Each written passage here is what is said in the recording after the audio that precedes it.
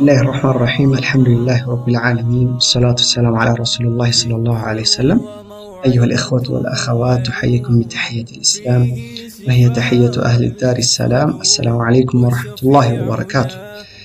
ودو እንደሞች እህቶች ኢንሻአላህ በእነዚህ በተከታታይ ቪዲዮዎች የተጅዊድ ትምህርታችንን የተለያዩ ህግጋቶች አሉት እነዛን ህጎች ሪቫይዝ ለማድረግ ወይም ደግሞ ለማወቅ እንዲረዳን የተዘጋጁ ቪዲዮዎች ናቸው።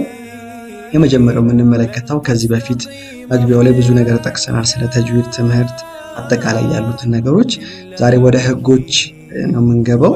የመጀመሪያው ህግ የምንመለከተው እዚች ላይ እንደምታነቡት የኑን ሳኪናና የተንዊን ህግ የሚባለው እያንዳንዱን ዘርዝረን እናየዋለን ኢንሻአላህ። የኑን ሳኪናና የተንዊን ህግ የሚባለውን ይሆናል የምናየው።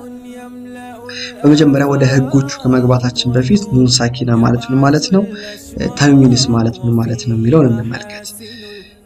የመጀመሪያውን ስናይ ኑን ሳኪና ማለት ስኩን የሆነች ኑን ማለት ነው። ስኩን ሆና የመጣች ኑን ሳኪና በመባል ትታወቃለች። አንዳንዴ እንደዚህ ነው ልትጻፍ ትችላለች፣ ከላይኛው ዜሮ ኖሯት ማለት ነው ኑን ሳኪና ትባላለች። እቺጋም አንዳንዴ ደግሞ ባዶ ትሆናለች። እዚህ ጋር እንደምናየው ባዶ ምንም ሐረካ ፈትሐም ከስራም ስኩንም በእንደዚህ አይነት መንገድ የሌላት ከሆነ ኑን ሳኪና ትባላለች። ኑን ሳኪና ብሎ ማለት ስኩን የሆነች ኑን ማለት ነው። ስኩን የሆነች ኑን ማለት ነው። ምን ማለት ነው? ን የሚል ድምጽ ማለት ነው። ኑን ስኩን ን ነው። ን የሚለው ድምጽ ማለት ነው ኑን ሳኪና። ተንዊንስ የሚለውን ስናይ ደግሞ ተንዊን ብሎ ማለት ሁለት ፈትሐ ሁለት ከስራ ሁለት ضማ ማለት ነው። ወይም ፈትሐተን ከስረተን ضመተን ተንዊን በመባል ይታወቃል ማለት ነው። ለምሳሌ እዚች ጋር ረሱለን ፈነተቢዕ የሚለውን ስናይ ረሱለን ላም እዚች ጋር የተከበበባት ፈትሐተን ያዘችውና ይህ ተንዊን ይባላል። ፈትሐተን ከስረተን ضመተን እነዚህ ተንዊን በመባል ይታወቃል። ኑን ሳኪና ቅድም እንዳልነው ስኩን የሆነች ኑን ነው። ተንዊን ደግሞ ማለት ሁለት ፈትሐ ሁለት ከስራ ሁለት ضማ ነው ማለት ነው።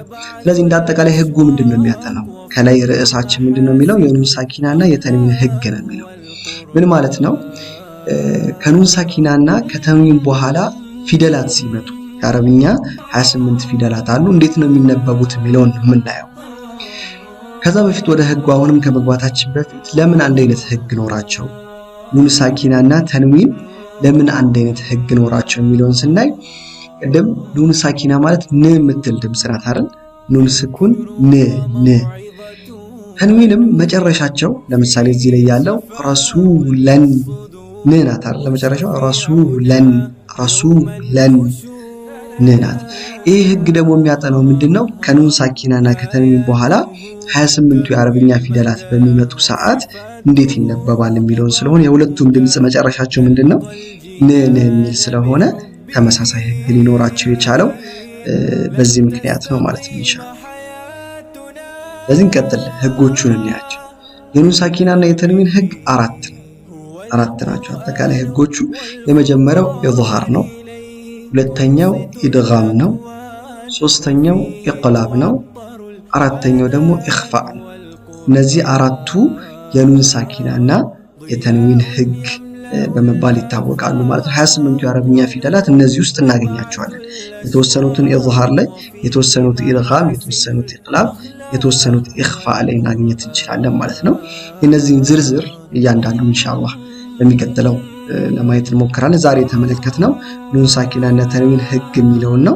ኑን ሳኪና ማለት ምን ማለት ነው የሚለውን አብራርተናል። ተንዊን የሚለው ምን ማለት ነው የሚለውን አብራርተናል። አራት ህጎች እንዳሉት አይተናል ማለት ነው። በሚቀጥለው ክፍላችን ኢንሻአላህ እያንዳንዱን ህግ የምንመለከተው ይሆናል። ጀዛኩሙላሁ ኸይረን። ሰላም አለይኩም ወራህመቱላሂ ወበረካቱ። فيه شفاء للصدور وشفيعنا يوم النشور.